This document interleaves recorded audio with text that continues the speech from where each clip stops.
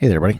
Tom's with Basecamp Trading. It is Tuesday, January 6th, and we're going to take a look at AFRM again. That's AFRM, and talk a little bit about what's going on here. I am still long. As you know, yesterday we talked about this being a really good looking setup with the breakout through the resistance and holding above 80, which we got that close above 80. However, AFRM did pull back a bit today, and what we did is we actually pulled back and retested the 79 level, that breakout level. And it held, and as of about 1:30 when I'm recording this, we're bouncing back up pretty good here in the afternoon. And I'm looking for AFRM to continue to push back up. I'm still, again, fully long this market right now. And one of the things that really led to this sell-off, you have to look at, it was a kind of a sympathy move. If you look at SOFI, SOFI and AFRM moved together. SOFI got downgraded today, and it's down 11%.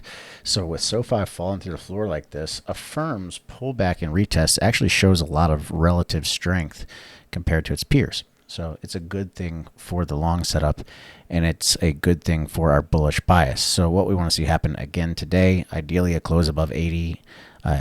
Ideally, a close to be above 81, and then we look for a push tomorrow. I still think that next target is going to be the 85 level, and that's where I plan on taking off partial. And then the rest of it, I think we can get up to the 90 level in the coming weeks. But definitely worth keeping an eye on. Again, AFRM overall looking pretty good here. I like the price action today. I like that we held the retest. We just want to see another strong close to confirm our bullish bias on AFRM. But that's it for today.